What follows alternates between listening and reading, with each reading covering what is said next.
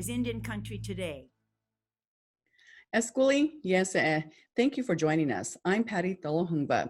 Here are the headlines for Friday, July 10th, 2020. Treaty defender Nick Tilson says he is being charged with false accusations driven by racism. Tilson was one of 20 treaty defenders arrested at Mount Rushmore last week during the protests ahead of the president's visit. Tilson is the CEO of Indian Collective. All of the other treaty defenders were released over the weekend except for Tilson. He was released from jail on Monday. Yesterday, he issued this statement, quote, "I was arrested for engaging in a peaceful protest on land that belongs to my people, the Lakota people and the Osheti-Shakowee. Mount Rushmore was carved into stolen land, our sacred Black Hills, by a KKK sympathizer, and we demand that the U.S. government return this land to its rightful owners. The charges against me are false and driven by white supremacy." Tilson is charged with 2 felonies, second-degree robbery and simple assault, for allegedly stealing a police officer's shield. He faces 3 other charges. In 1980, the U.S. Supreme Court ruled the Black Hills belonged to the Osheti-Shakowee people dating back to the Fort Laramie Treaty of 1866. Recall petitions are started for 2 tribes in Oklahoma. According to the Oklahoman, Comanche tribal elder is leading the effort to recall all 7 members of the Comanche Nation Business Council. Eleanor McDaniel says the federal money the tribe received from the CARES Act isn't getting to the people because they can't meet the guidelines. She says Comanches are also upset because the business committee signed a gaming compact with the governor without first seeking approval from the full tribal council. Comanche Nation Chairman William Nelson Sr. says the recall petition has no merit. He says McDaniel has a history of filing recall petitions, and he cited 23 recalls she's organized in 30 years. And Kiowa leaders face a recall petition also over COVID-19 relief funds. Chairman Matthew Kumalti faces 22 improper acts outlined in the petition, all of which he denies. The Kiowa tribe requires more than 1,500 signatures to mandate a recall election. Organizers have until September 23rd to meet that goal. As the Washington NFL team considers changing its name, people can now watch a documentary about the history of that name. It's made by 2 Sioux brothers. More Than a Word was made and directed by John and Kevin Little.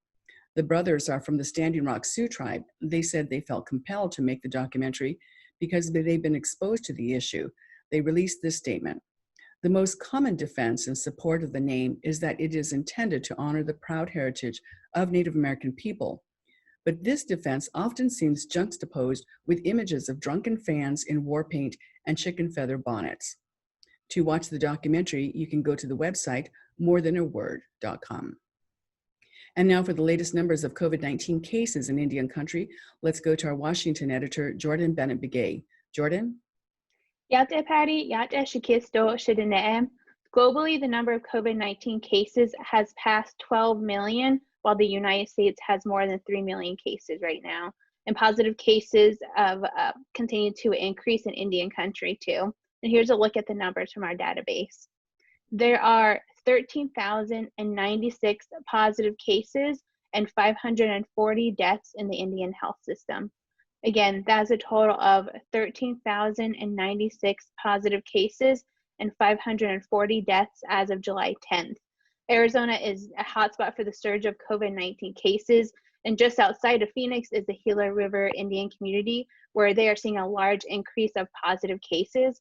The tribe has a total of 1,069 cases and 9 deaths. And the way this data breaks down is 410 are tribal citizens and 659 are non-tribal citizens. And a lot of these cases are from individuals who do not reside within the Gila River Indian Reservation, which is, again, it's just outside of Phoenix, just south of the city. And again, when you break down the data by age, the 20 to 44 age group is getting sick more than the other age groups altogether. And also in Arizona is the White Mountain Apache tribe. They have 20 new cases. This gives the tribe a total of 2,002 cases and 27 deaths. In Oklahoma, the Cherokee Nation reported an additional 29 cases, and the Navajo Nation reported 61 new cases and 4 more deaths. And the Navajo Nation will be going into another 57 weekend lockdown. Jordan Bennett-Begay, thank you. Yeah, Patty. And we'll be right back.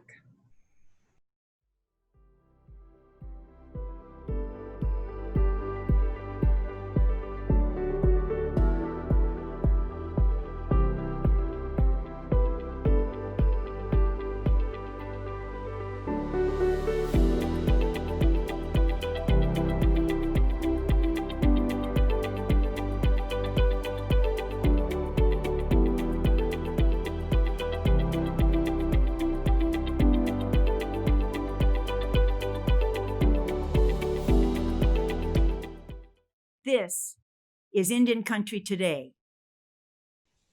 To say this week was a busy news week in Indian country is an understatement. On Monday, a court ordered the Dakota Access Pipeline to shut down in a month. Pressure mounted all week from sponsors and investors to get the Washington football team to change its name from a racial slur. And then came the long-awaited decision in the Supreme Court with the McGirt versus Oklahoma case. All this news happening while the numbers of positive coronavirus cases continues to rise. We have two reporters with us today to talk about these stories and more. Ramona Morozas is a newscast producer at KBJR TV in Duluth, Minnesota. She produces the noon and 5 o'clock newscast, and she also produces stories on 9 tribes in her area as part of her tribal government beat. Welcome, Ramona. Miigwech for having me. Also joining us is Colby Kicking Woman. He's a reporter for Indian Country Today, based in DC, and today he's coming to us from Pittsburgh. Welcome, Colby. Thanks for having me, Patty. Well, you've had probably the busiest week out of all of us, covering everything on your plate there. But let's start with the Supreme Court decision ruling yesterday that came out in favor of the McGirt side, which is the Muskogee Creek Nation side. What has been the reaction to this? Because we are seeing a lot of postings on social media where people just don't understand, and they're thinking that half of Oklahoma now is no longer cities and towns, but Indian land. Yeah, big news for Indian country. So the 5-4 decision was said that Congress never explicitly disestablished the 1866 boundaries of the Muskogee Creek reservation. And on Native Twitter, it was a lot of positive feedback. Jonathan Chadhiri, the ambassador for the Muskogee Creek Nation, said it was a profoundly impactful day for the tribe. Sarah Deer, who was also a citizen of the tribe, said she had a visceral reaction and, just shouted yes and was excited. But she also said she's an attorney and a professor at the University of Kansas, that the sky is not falling on non-native residents of Oklahoma. They're not going to be kicked off their land. So the immediate ramifications will be more in criminal jurisdiction for the tribe. And even in the criminal jurisdiction side, that was brought up during the hearing, and there was a fear discussed about how many cases might now have to go back through courts. But that actually didn't prove to be the case. Yeah, one of the fears from the state prosecutors, they said there was going to be, I think their term was a tsunami of cases that were going to come out of people, that wanted to retry their case. But I think the official number they quoted during the trial was a little over 180. And this ruling doesn't mean that there's going to be a bunch of inmates released. There will be a small handful that will be retried in federal court. Wow. So, now this decision tied in with the Murphy case from last year's, I believe it was last year's court session. Can you talk a little bit about that, the Murphy case, and then how it turned into the McGirt case? Yeah, so it was originally Murphy v. Carpenter, I believe, was the original Supreme Court case, but Justice Neil Gorsuch, who also wrote the opinion in the McGirt case, he was recused from that case because he heard the case when he was on the 10th Circuit of Appeals. And so there was belief that it was a 4-4 tie and that he was a swing vote. And he, among the justices, has the most experience in federal Indian law from his time on the 10th Circuit. I think it goes to show the importance of having not only Supreme Court justices that have knowledge of federal Indian law, but also, in the lower courts and just appointing Native judges in general. Yes, and then we saw mainstream media covering this and blowing the information. I saw posts saying that the Supreme Court gives land to the Muskogee Creek Nation. Can you clear up that confusion? Yeah, so there's no land back. I know that's the popular hashtag at the moment for the movement, but it reaffirmed that it has always been Muskogee Creek territory. And I think that kind of speaks to this idea or this understanding or lack of understanding of people who don't realize that the United States government has signed many treaties with Native nations, and this one going back to the 1800s, establishing the Muskogee Creek Nation's reservation boundaries. So looking at what the Supreme Court basically, as you said, just reaffirmed. Anything else you want to tell us about this landmark case? Well, it's one of the biggest decisions in the last 50 years, and it reiterates the precedent of what it takes to disestablish a reservation. It has to be done through Congress explicitly. All right. Well, Colby, again, so much. We'll come back to you in a minute here because in the middle of all this breaking news with law and with other areas here, we're still in this pandemic. And so for tribes who are still facing these issues, Ramona, you're in Minnesota, in an area where there are a lot of tribes in that area, plus you cover tribes in another neighboring state. Tell us a little bit about the woman who took it upon herself to start trying to help people, just create and I think perhaps maybe just take this pandemic and not let it get to them. But you had a wonderful story that you helped produce on this woman who's making moccasins. Yes, Sarah House. And I believe that she is pretty well known in Indian country. She has a business called House of Houzz. She has beautiful Ojibwe blankets that she puts out and just beautiful Ojibwe work. Well, the pandemic strikes and she was doing moccasin lessons in person classes. However, now she had to move those virtually, but it was very cool to see that continue on. And I found out about that because I just put a post out on social media. That's how I've gotten a lot of the stories from the Native communities during the pandemic is through social media and just putting a call out and saying, what are you doing differently during the pandemic? What's going on? What stories do you want to be told? And right away people, tagged her and said, she's doing these moccasin classes online. She's doing beading classes online. And then other Ojibwe instructors, they went from doing in-person classes also to doing Ojibwe lessons online and working at a mainstream TV station in Duluth. To have those types of stories, those positive stories related to the Native community is extremely important. And it's been really a powerful experience to get those on air for the entire community to see. A taste of our culture. And that is nice to be able to see how artists and people are moving to online classes and continuing on, because a part of this whole pandemic is looking at the mental health of everyone. How are we coping with being, under stay-at-home orders, or just this idea that we can't get together. And we talk about this all the time. Our cultures are so community oriented. So what happens when we can't get together? And sounds like online is the next best thing. That's exactly what she was saying. The pandemic is so hard on many Native intergenerational communities. So you hit that right on. I know that when I worked at home during the pandemic, a lot of things that got me through it was setting up these Native stories. Yeah, so another story that you worked on had to do with the casinos in the area, and they started to reopen and then pushed back. What's the latest on some of the casinos in your area? How are they reopening? Well, the most nearby reservation to my workplace in Duluth, Minnesota is Fond du Lac. They have Black Bear Casino in Fond du Lac. They've reopened. Several in Minnesota and Wisconsin have. The Bad River Band has not at this point. So I just have been keeping a lot of the bands are doing a very good job. And the casino Facebook page is a very good job at putting updates out there and letting people know, these are the rules, the strict rules that you have to abide by if you're going to visit the casinos. And a lot of the clinics up here are very, very careful. It's been, they're not even doing dentist appointments at this point for like non-emergencies on the Fond du Lac reservation. So I was about to get in next week, and if you know anything about dental appointments, they're really hard to get anyways.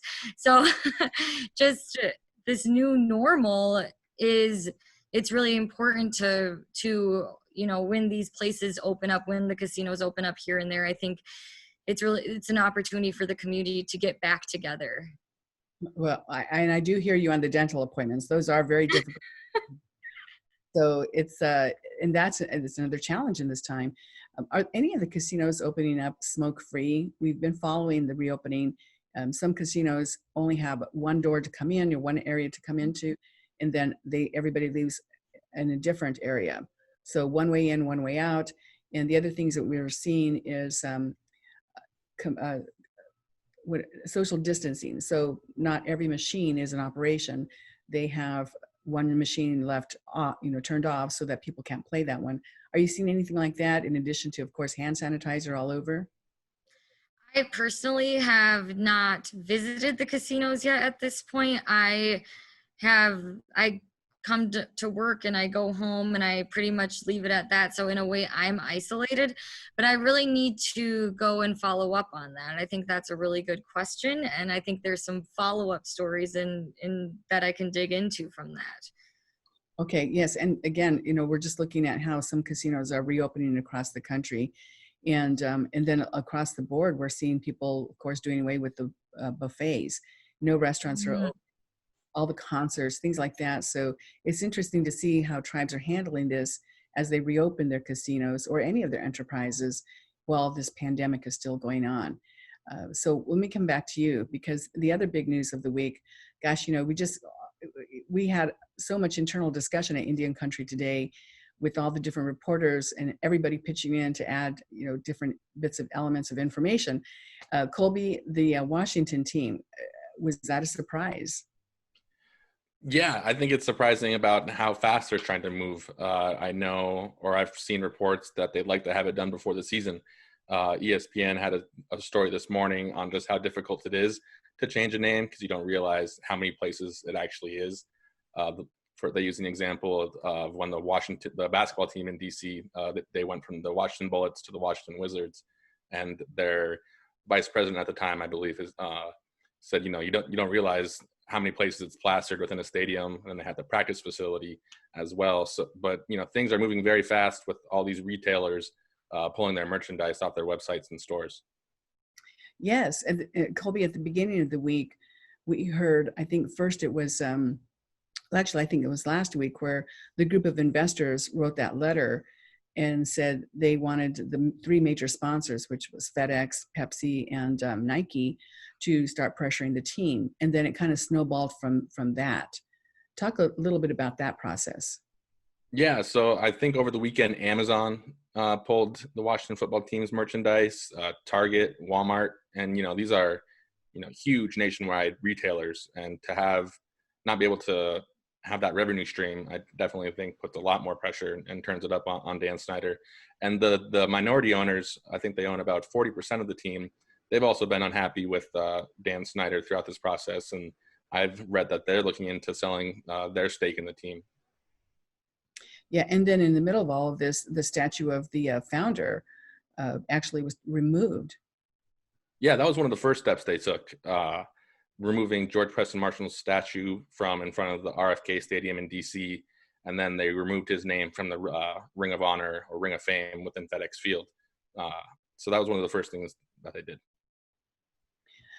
So it's again, this week was chock full of news happening, and then how people are reacting to it. Have you had a chance to talk to any players, either current players or former players, who have any kind, and it could be from any sport, because certainly athletes from all over the sports industry are putting in their opinion about what they think with these name changes. Have you talked with anyone about the name change? No, I have not talked to any current or former players. There was also news that the Cleveland Indians were looking into changing their name. So it's had a kind of a ripple effect to other leagues. There's no word yet on the Atlanta Braves or Kansas City Chiefs, or even the Golden State Warriors for that matter. Carmelo Anthony, pretty famous NBA player, tweeted last night or this morning that all of these race-based mascots, native-themed mascots, should change their names. So it's good to have the prominent voices, use their platform to call for these changes. But we have to remember that it started with the people, and we got to keep that pressure on. All right. Well, we'll continue to follow that story. And I'll come back to you, Colby, in a second here. But Ramona, another story angle that you were covering is how the some of the tribes had their elections delayed because of this coronavirus. They did. And then as a band, we have the Minnesota Chippewa tribe that makes up several different bands across the state. And they decided, just as a entire unit, they were going to delay the elections. And then the elections did end up happening. And so even to have a mainstream television station covering tribal elections is really major. And so I assigned our Quintern to find the election results, and we got those up on the website. So they did delay the election results. What I also find very interesting is a lot of bands in this region have the sovereign power to, during the pandemic, warn their band members that if they test positive for COVID-19 and they don't follow the proper protocols, then they could be banished from the reservations and their tribal rights suspended. And I think that was the Bois Forte tribe. Yes, that was. And then also I reached out to all the different tribes in our coverage area across Minnesota to see if they had similar policies that they were notifying their membership of. And the Fond du Lac band up here was had gotten back to me and let me know, yes, they have a resolution in place also that shows they have those sovereign powers and they're ready to exercise them, but neither have yet had to. So I think it's very, very good. And then you guys previously in this show had mentioned that Navajo Nation doing another, curfew and stay at home time. And I think that tribal leaders across the country have been really good at, expressing to their and relaying information to their community members at a time during the pandemic. It shows how important virtual communication is to get that message out to the people. Absolutely. And we have, we just reported the other day that the Colville tribe in Washington state issued the most aggressive stay-at-home order. They have put their tribal nation on lockdown until the end of the year. So absolutely, we're seeing these sovereign tribal governments putting in place laws that will protect their people to the best of their ability. We're also, of course, reporting on the checkpoints in South Dakota set up by some tribes there.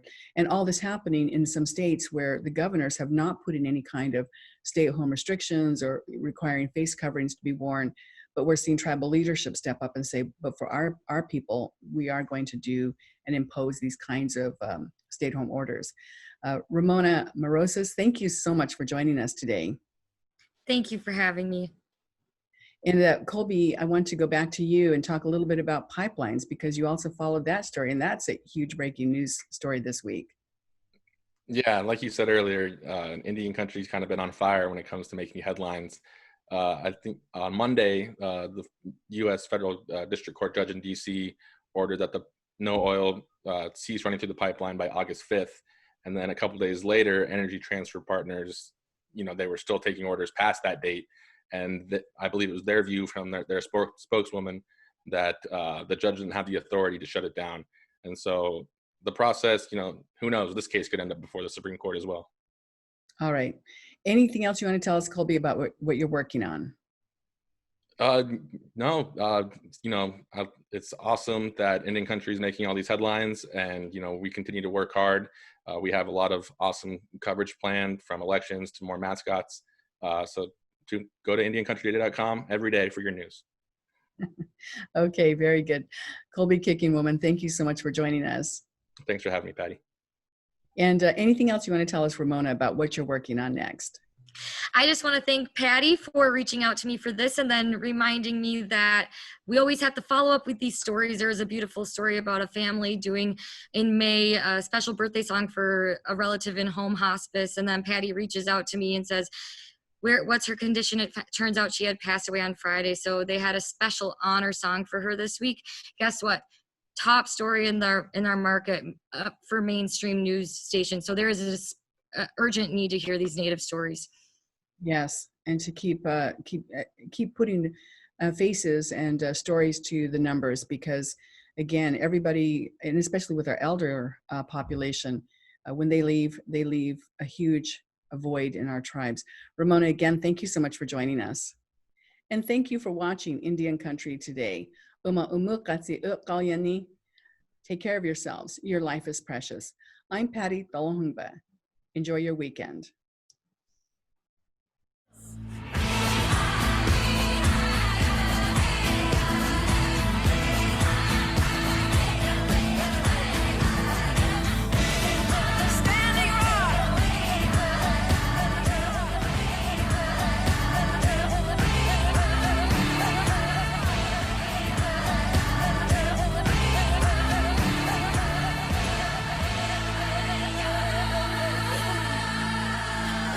This is Indian Country Today.